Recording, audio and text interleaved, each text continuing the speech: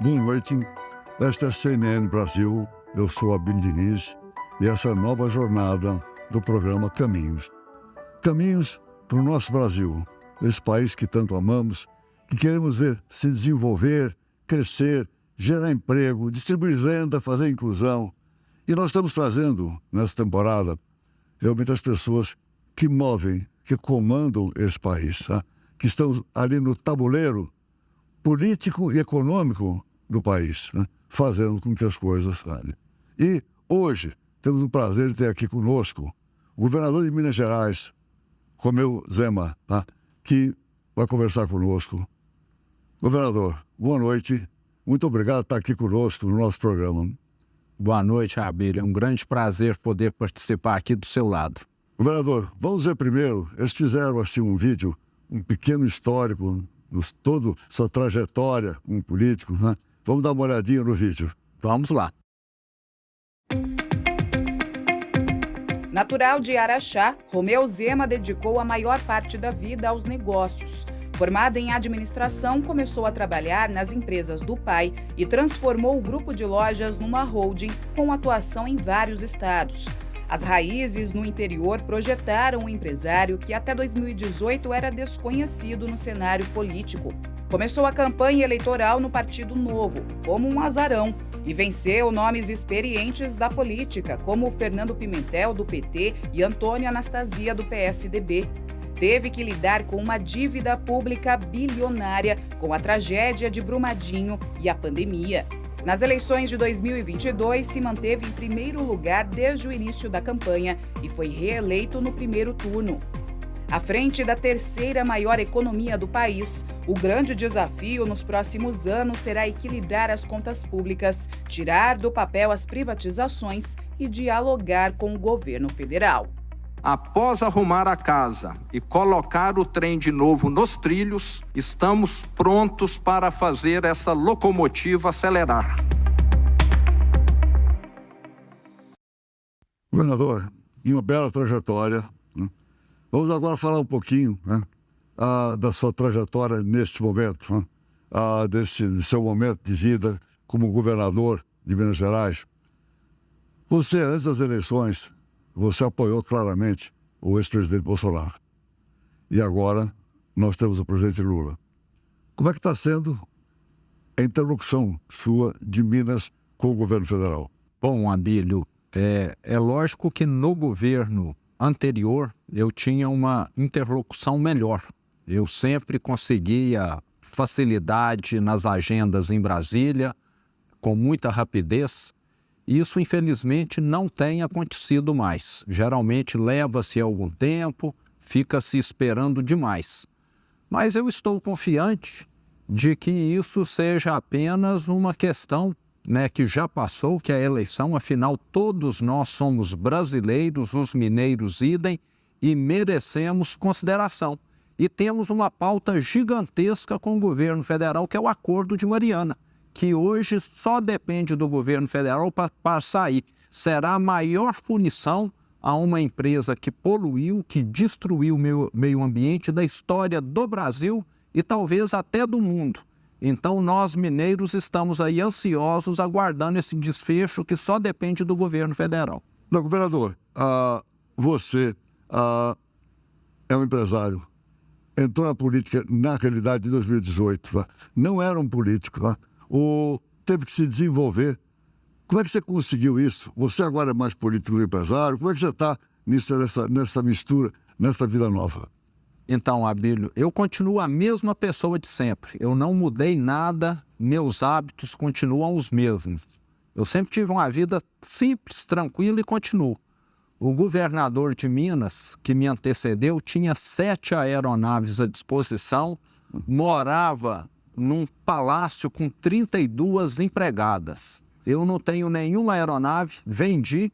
As que ficaram hoje atendem a segurança, atendem a saúde pública e moro na minha casa que eu pago o aluguel e pago a minha empregada. Então, eu posso te dizer que eu sou um político diferente. Minas tem 320 mil funcionários, o Estado. Sabe quantos parentes eu tenho? 0, Abílio. Então, eu faço questão de estar lá para fazer o certo e não para fazer o que é conveniente e dar voto que é, infelizmente, o que todos os políticos muitas vezes ficam atrás, querendo fazer aquilo que causa auê, que aparece muito, mas não que melhora a vida da população. Então, sou político sim, mas diferente, um político que acho que nós precisamos ter mais no Brasil, porque eu custo muito menos do que qualquer outro aí. Não tenho mordomia nem privilégio e não gosto de quem tem também. Você recentemente foi ao Rio Grande do Sul e uniu os estados do Sudeste e do Sul. Dentro de uma ideia de, não é um pacto, mas é uma ideia de uma união nacional, tá, aqui no Sul. Como você mesmo tem dito, vocês têm 55% da população do Brasil, tá, mas em termos de PIB, em termos de recursos, vocês têm muito mais do que isso. Conta um pouquinho dessa ideia e aí fala também o seguinte, será que essa divisão Sul, Sudeste, Norte é uma divisão conveniente, é uma divisão ruim para o país? Como é que você vê isso?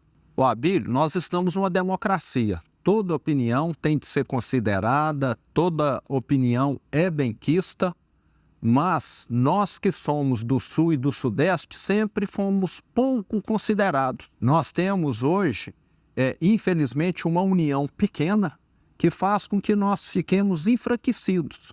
Mas, como você disse, nós representamos 55% da população e 70% da economia brasileira.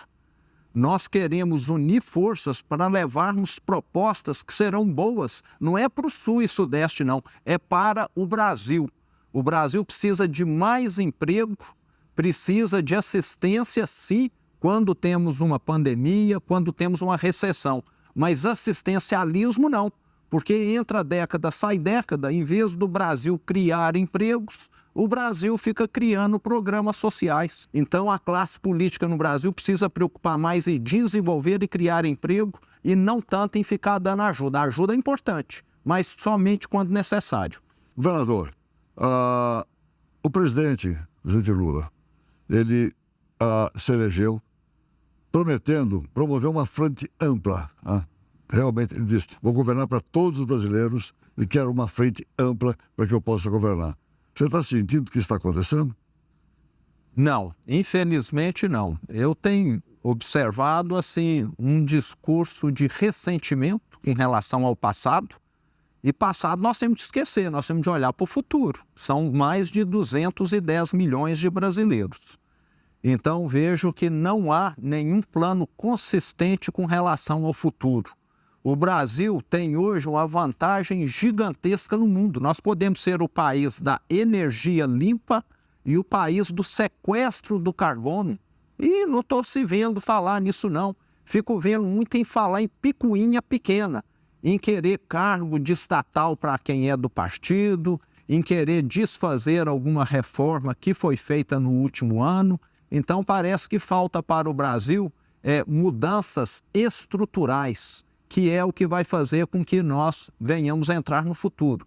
E você que também é mais velho como eu, sabe que há 40 anos atrás, o Brasil era um país relevante, representava 4% da economia do mundo. Nós estamos caminhando para chegar em 2 agora, 2,3 e com tendência de queda. Então nós somos um país que não fez a lição de casa e me parece que esse atual governo também não quer fazer. Ô, governador, é importante você manifestar suas ideias aqui e colocar elas com muita clareza. Agora, além disso, além da economia, o Partido Novo sempre teve uma bandeira de combater a corrupção. Sempre teve essa bandeira. Agora, com tudo que aconteceu, com a extinção da Lava Jato, com as coisas todas, e até com uma certa, um certo descrédito à Lava Jato do que ela fez, como é que o Partido Novo, que é o seu partido, está encarando isso? Como é que o Partido Novo você pensa, como é que vai combater a corrupção? Abílio, eu encaro isso e o partido também com perplexidade. Eu acho que alguma coisa está errada aqui no Brasil. Uma justiça, um sistema judiciário que uma hora condena, envia alguém para a cadeia e depois fala que está tudo errado. Parece que é um sistema judiciário que não funciona direito. Parece que funciona de acordo com a conveniência de alguém ou de algum grupo. Então, para mim, isso demonstra claramente que nós precisamos de avanços institucionais no Brasil. Avanços onde uma decisão que foi dada seja respeitada.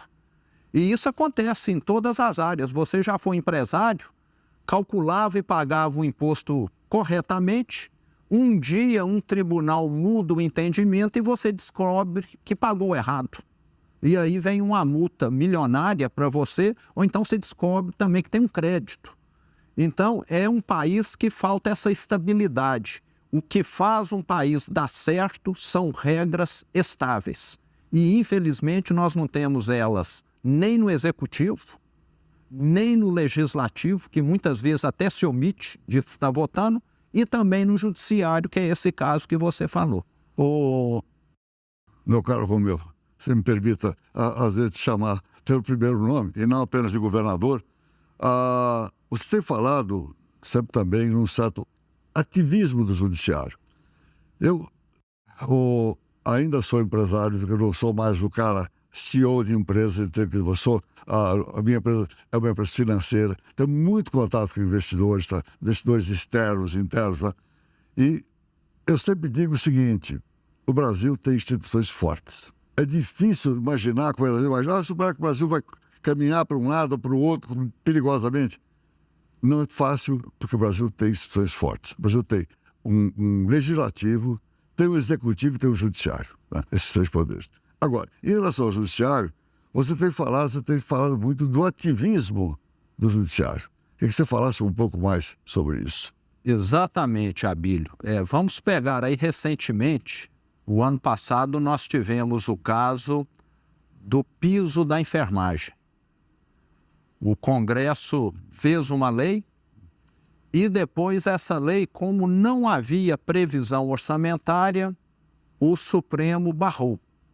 Não sou contra o piso da enfermagem, não. Sou a favor dos profissionais da saúde serem bem remunerados, sim.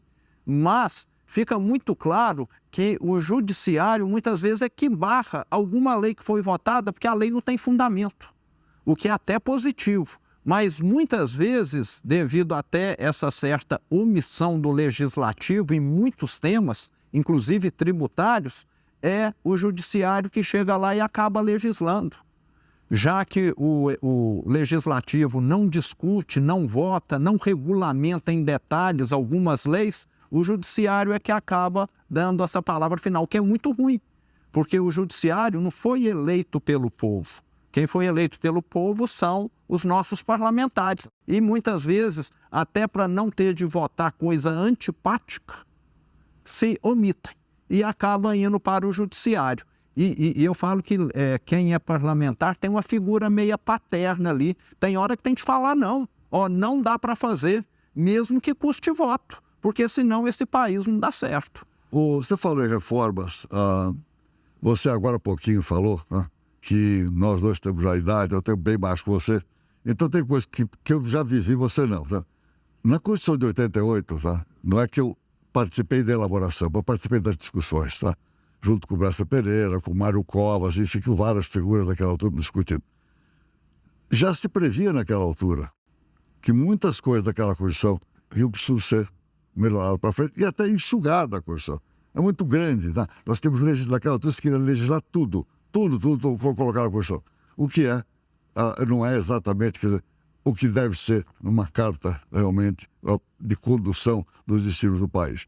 E essas reformas estão ainda muito atrasadas. Tá? Nós estamos falando aí da reforma tributária, que deve vir pela frente, mas tem muito mais coisas. Você fala da reforma administrativa, política, que nós precisamos que isso venha acontecer. Agora, tem uma coisa entre os três poderes que parece que está um pouquinho melhor, para não ver só o copo meio vazio, ver ele também um pouquinho mais cheio. Tá?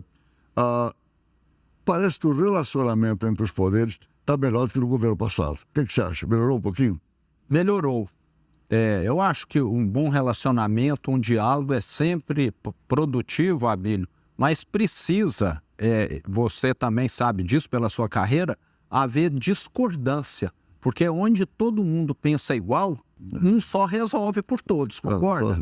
Então eu tenho visto pouco debate, pouco enfrentamento, e isso faz parte de uma democracia. Talvez esteja havendo mais diálogo, mas nós precisamos ter esse enfrentamento, essas ideias efervescendo, e parece que tem sido um governo assim, quem discorda de mim fique calado, aí realmente não é bom. Um outro tema, que é um tema importante, governador, o tema da taxa de juros.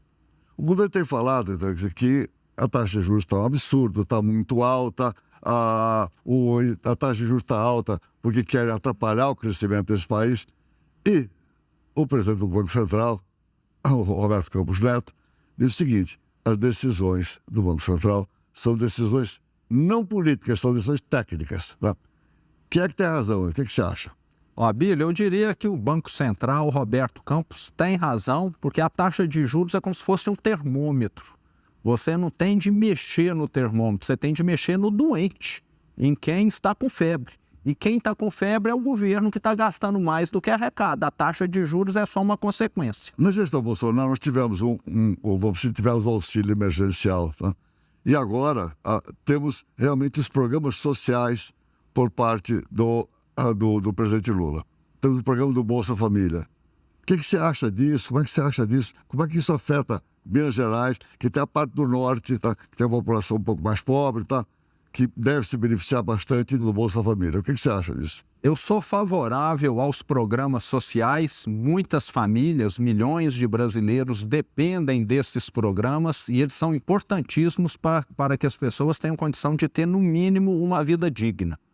Mas, como eu disse aqui anteriormente, eu tenho feito em Minas um governo para as pessoas saírem do auxílio social, para elas terem emprego, terem autonomia, terem perspectiva de futuro. Quem conhece o mineiro, quem conhece o brasileiro, sabe que ele tem um futuro, que ele quer é um futuro digno.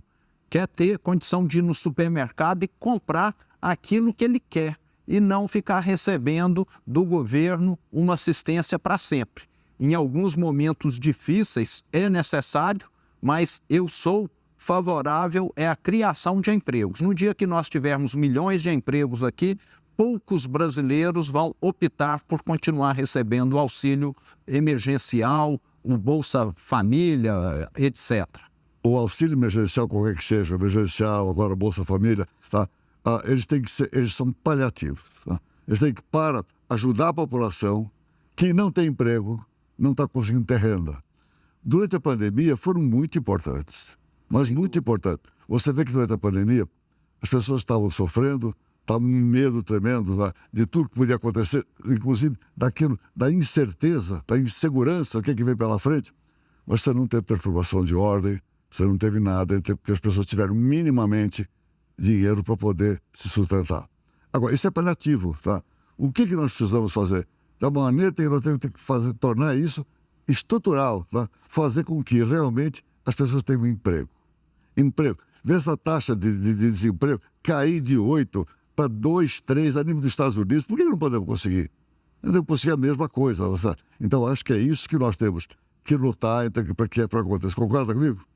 Plenamente, sou totalmente favorável, mas eu vejo uma parte da classe política, infelizmente, sempre dependendo desses auxílios para falar que é o protetor dos desamparados e dos pobres. Nós temos de acabar com isso. Governador, está-se agora discutindo, está colocado, foi aberto o novo arcabouço fiscal, tá?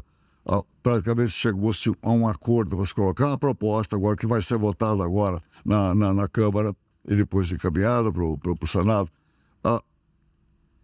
Essa proposta prevê um determinado corte de despesa, mas prevê muito mais aumento da arrecadação. Se não tiver aumento da arrecadação, ela não vai ficar de pé. Tem muitos economistas que falam, então, quer dizer, que nós só vamos conseguir superávit primário depois de 2030. Eu não penso exatamente assim, mas tem muita gente cética com o arcabouço fiscal da maneira que está colocado. Você tem alguma ideia sobre isso? Eu sou totalmente contrário a qualquer aumento de impostos, qualquer que seja ele, porque o Brasil já tem uma carga tributária elevadíssima. Na minha primeira gestão, nós só reduzimos impostos, não aumentamos nada e, acredito, é num estado mais eficiente. E se alguém no governo federal acha que não dá para reduzir despesa, é porque não olhou para dentro, porque tem ineficiência em todo lugar. Dentro de empresa tem, dentro de qualquer instituição tem ineficiência. E é algo que você tem que estar fazendo sempre, né? É igual cortar unha. Despesa é a mesma coisa. E eu vejo que o governo precisava olhar para dentro. O que nós temos feito em Minas Gerais é que outros governadores têm feito, mas por parte do governo federal o que eu tenho visto é o caminho contrário. São mais cargos, são mais ministérios, são mais despesas e não uma austeridade que é o que faz um país desenvolver. Um país que desenvolve é um país onde o governo central, o governo federal, sempre tem responsabilidade fiscal. Nenhum país deu certo gastando mais. E estaria o caso da Argentina. Olha lá a inflação, 130% nos últimos 12 meses. Porque foi por esse caminho de esquecer a responsabilidade com gastos e tributar, Abílio, tem limite também. O brasileiro hoje já paga imposto demais. E aí eu diria uma coisa para você, governador. No mundo, você tem a quantidade de dinheiro que você quiser. Se tiver projetos bons, atraentes, se tiver país que realmente estejam politicamente, vamos dizer, estáveis, com a economia estável, você consegue o dinheiro que você quiser. Qual é o elemento que falta no mundo? Falta gestão. Não é só aqui no Brasil. No mundo falta gestão. Os winners, os vencedores no mundo, tanto de países como de empresas, são aqueles que têm uma gestão eficiente. Olha, modestamente, eu tenho que me orgulho de ser professor de gestão na GV. Porque gestão é uma coisa que falta realmente no mundo. Agora, por quê que nós temos tanta dificuldade, principalmente no governo federal, de nós enxugarmos a máquina e fazermos uma gestão mais eficiente? O que você acha disso? Filho, eu concordo totalmente com você. Gestão faz uma diferença gigantesca. Em Minas, na minha primeira gestão, nesses últimos 4 anos, nós conseguimos atrair investimentos privados mais de 10 vezes o que o governo antigo trouxe, o que me antecedeu. E muito que eu escutei de investidores foi: eu estou investindo em Minas porque eu sei que aqui agora eu estou conversando com uma equipe séria, com um governo sério. E ninguém ficava com um projeto engavetado na parte tributária, ambiental, sanitária. E o que eu percebo no Brasil como um todo é que se cria dificuldades para vender facilidades. Em Minas Gerais, nós conseguimos praticamente multiplicar por 10 a geração de energia fotovoltaica, porque antes a CEMIG, a nossa companhia de energia elétrica, não dava autorização para quem queria investir em energia fotovoltaica. Só dava, Abílio, para os amigos do rei. E os amigos do rei, em vez de investir, saía no mercado vendendo a autorização por alguns milhões. Hoje, quem quer investir, entra no site da CEMIG e tem lá onde tem disponibilidade para conectar no sistema. Então, o investimento não acontecia para privilegiar, para beneficiar um pequeno grupo. Você entendeu a lógica, não entendeu? Então, quem paga a conta é o povo, para privilégio de uma minoria. Então, é um absurdo o que acontece no Brasil. Muita coisa não vai adiante porque alguém vai deixar de embolsar, vai deixar de ganhar alguma coisa que é ligada a algum poderoso ou é o poderoso em si. As classes mais pobres são os mais penalizados. Vamos falar um pouquinho da reforma tributária. Como é que você está se posicionando em relação a ela?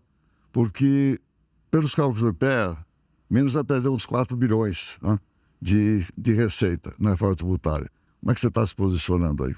Abílio, eu sou totalmente favorável à reforma tributária. Ela é uma reforma que vai modernizar o Brasil e hoje o Brasil não consegue exportar produtos mais elaborados exatamente por causa dessa penalidade tributária que ocorre ao longo da cadeia produtiva. No passado, o Brasil exportava muitos produtos de alto valor agregado, automóvel, etc. Hoje nós somos exportadores de minérios e de produtos agrícolas. Então, é uma reforma importantíssima. O Brasil vai ficar mais competitivo. Uma empresa, em vez de ter lá 100 pessoas apurando impostos, vai passar a ter 10, 12, vão dar conta igual lá fora. Isso é menos custo, menos erro para as empresas e produtos mais baratos, tanto para os brasileiros como para a exportação. E o estado de Minas está disposto a perder alguma coisa. Porque é igual você falar para um assalariado, ó, você vai perder R$100 nos próximos 2 anos, mas depois você vai ganhar 500 a mais. Então, o que vai acontecer é isso, nós vamos ter uma economia mais dinâmica.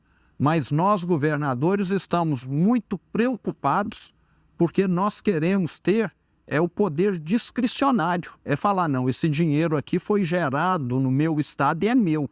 E não ficar dependendo de uma autoridade tributária que vai ser gerada. Nós não queremos ficar indo a Brasília pedir aquilo que já é nosso. Eu não tenho dúvida nenhuma que a reforma tributária é fundamental para o país poder se desenvolver. Se fala muito, principalmente o vice-presidente Alckmin, né, que está agora também com o ministro do Desenvolvimento e da Indústria e Comércio. Ele fala muito da indústria que já representou uma parcela do PIB muito alta e hoje representa muito menos. Sabe? Quem sucateou a indústria foi o sistema tributário. O que eu acho é o seguinte, tenho conversado com governadores e tal, aparentemente o setor público, os governos e municípios, estão mais tranquilos em relação à reforma tributária. Quem está um pouco aflito é justamente, quer dizer, o setor privado. Você é um homem que veio do varejo, como eu também, tá certo?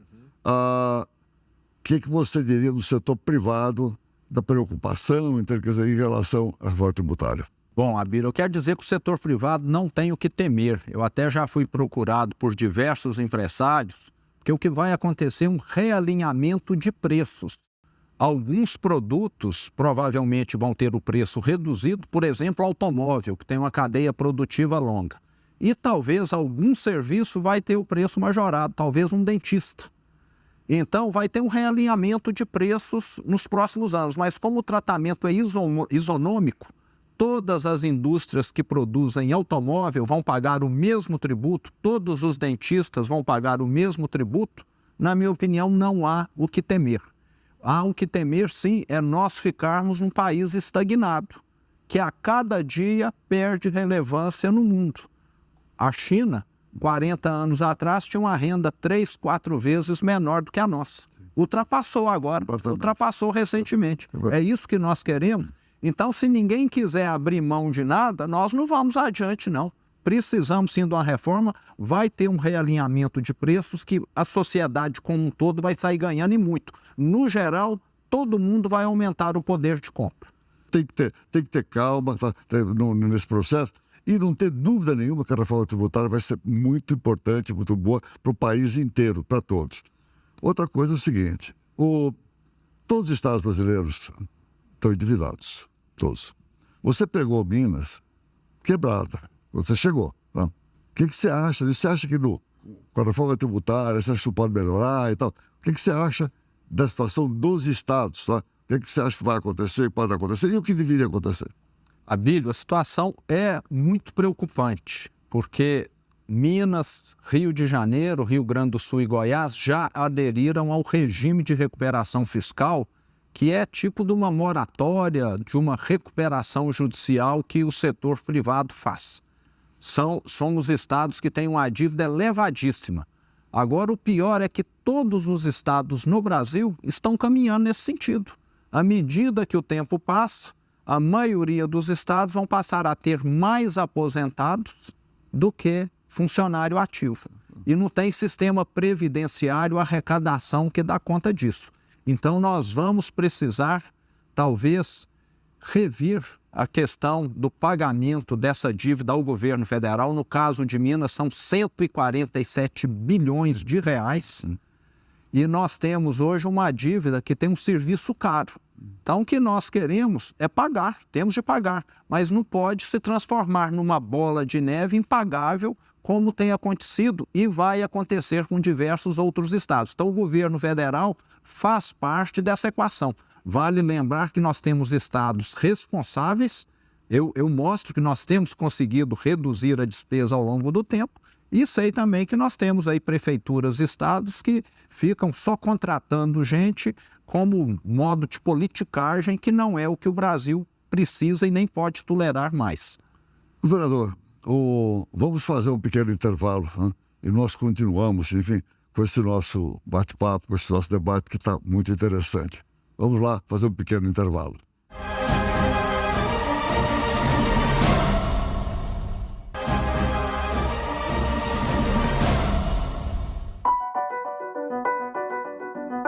Estamos de volta com o nosso programa Caminhos. Hoje, uma satisfação, temos conosco o vereador de Minas Gerais, Romeu Zema. Vereador, no primeiro mandato, você doava o seu salário. Agora, no segundo, você aumentou o seu salário de todos os secretariados em quase 300%. Como é que foi essa mudança de postura? Eu tive de reajustar o salário dos meus secretários, porque eles só podem ter reajuste se o governador tem. Tem uma lei que fala que secretário ganha tipo 80% ou 90% do salário do governador. Eu não precisava de reajuste não, mas meus secretariados precisam, porque eles ganhavam, Abílio, menos do que secretário de saúde e de educação de uma cidade de 10 mil habitantes. Em Minas Gerais, no passado, nós tivemos um populismo que fez com que falasse: não, os secretários vão ficar com salários congelados, mas era um congelado entre aspas, porque eles passavam a ocupar cargos em conselho de estatais, etc.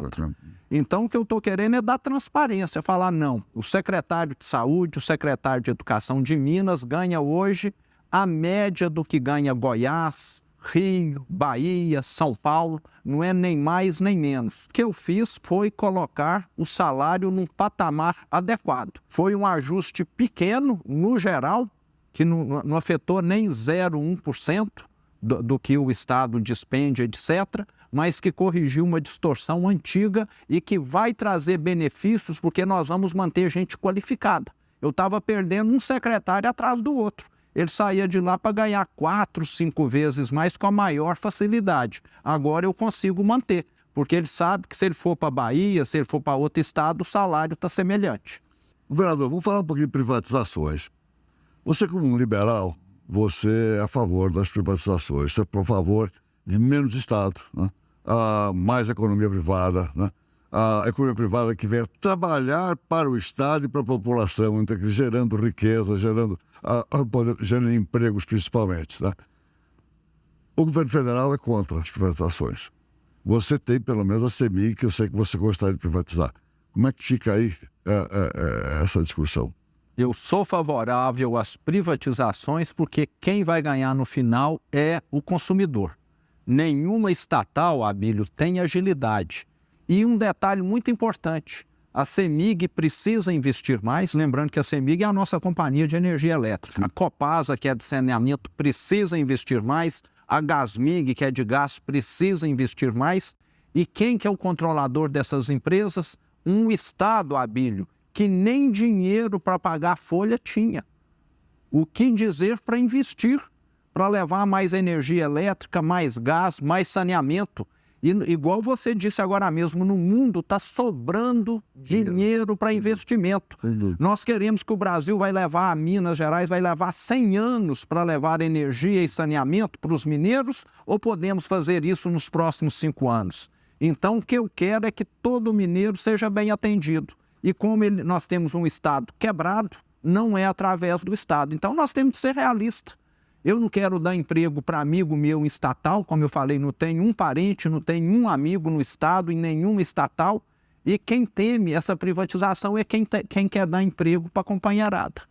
Então, vereador, mas para privatizar ou para investir através da iniciativa privada, precisa dos investidores. Né?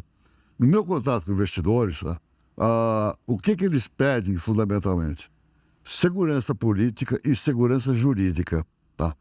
No momento, nós estamos mal em termos de investimento.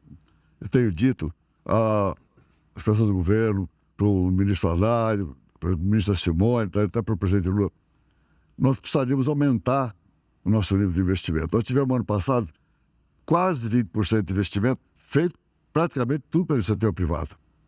Nós precisaríamos atingir o crescimento que nós fizemos, agora de 25% sobre o PIB. Não está acontecendo.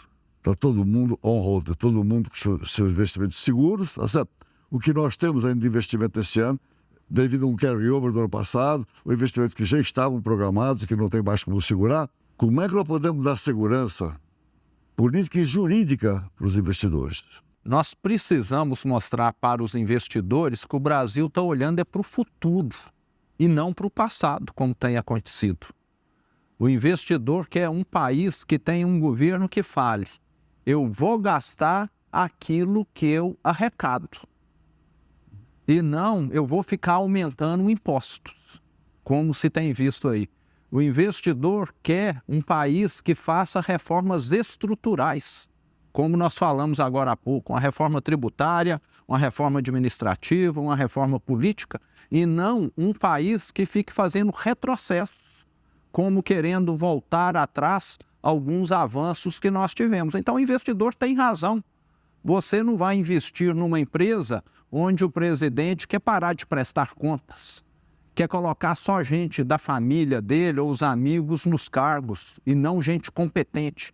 Então o investidor olha dessa maneira, com essa visão empresarial que você tem como ninguém, querendo falar: será que eu estou colocando o meu dinheiro num lugar seguro, num lugar onde ele vai crescer ou num lugar onde tudo está sujeito a dar errado?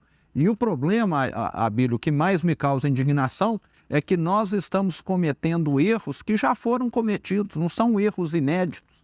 O que nós tivemos em 2015 e 2016 no Brasil? A maior recessão da história, porque fizeram uma série de bobagens que são semelhantes àquelas que eles estão agora propondo.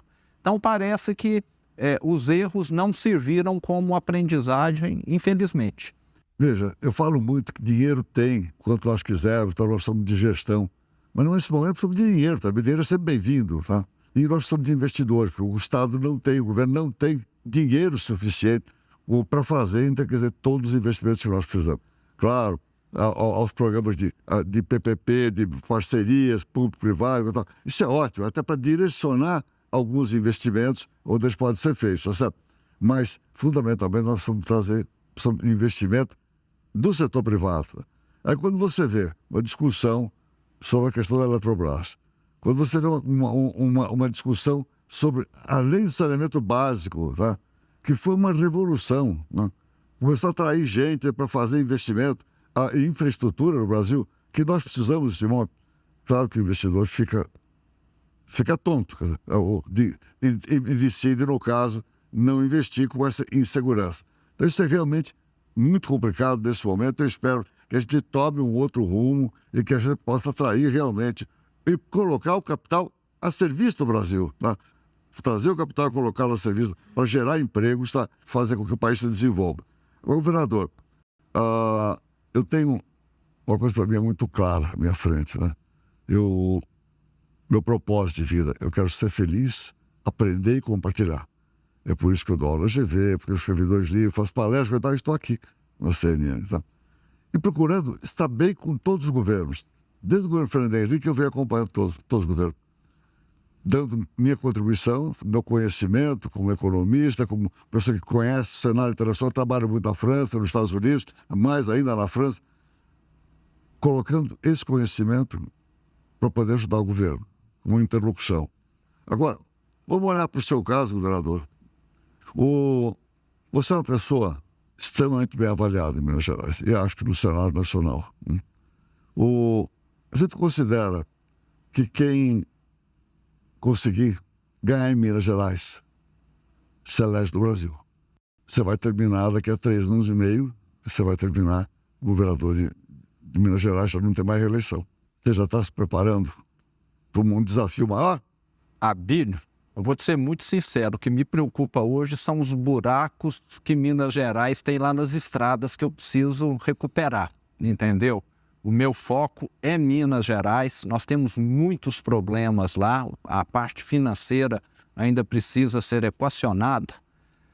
E se eu conseguir deixar o Estado um brinco, aí nós vamos conversar de novo, tá certo? Mas eu nunca pensei em entrar na política, eu fui chamado. Eu estava no conselho de administração da empresa, falei não a princípio, fui um psicólogo para me dar um atestado de sanidade mental, porque eu falei, será que eu estou ficando doido? Será que eu estou consciente do que eu estou fazendo, né? Mas ele falou, não, você está com a vida resolvida, seus filhos estão criados, a empresa caminha sozinha, você parece que tem um espírito público de querer ajudar semelhante ao seu. Eu falei, não, então eu vou encarar. E acho que até eu fui, Abílio, porque eu enxergava, acho que como todo mundo enxergava, que a chance era mínima também, né? Eu falei, eu vou fazer uma divulgação do Partido Novo, vou ajudar a eleger alguns deputados estaduais e federais e depois volto. E não foi o que aconteceu. Mas eu vejo que Deus vai nos ajudar. Sei que você é devoto de Nossa Senhora, não é isso? Que ela, daqui a 3 anos, ilumine muito o Brasil para que ele seja muito bem gerido aí. Eu quero, de preferência, dar apoio a um ótimo nome que deve surgir aí no futuro. Nós, governadores do Sul e do Sudeste, estamos muito alinhados e queremos, dentro desse grupo nosso aí, tá, se possível, todos apoiando um bom nome aí para que nós possamos fazer o Brasil ter essas reformas que vai levá-lo para o futuro e deixar o passado para trás, que é onde ele tem de ficar. Governador Romeu Zema, chegamos ao fim do nosso programa. Eu queria te agradecer muito você estar aqui conosco. Né? Você esclareceu muita coisa, colocou suas ideias com muita clareza. Né? Eu quero te agradecer muito. Eu te agradeço. Espero ter a oportunidade de estar aqui novamente. Foi um prazer, Abílio.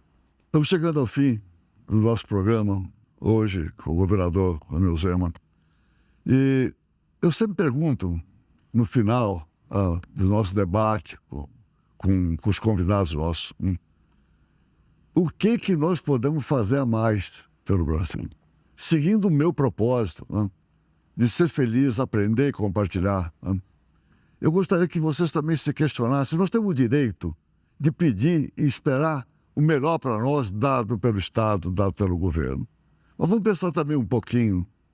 E tem alguma coisa que nós podemos fazer para ajudar esse país? Tem alguma coisa minimamente que possa depender de nós e que nós possamos ajudar? Pensa nisso. Pensa nisso. Vamos em frente. Obrigado. A gente volta amanhã com mais um convidado.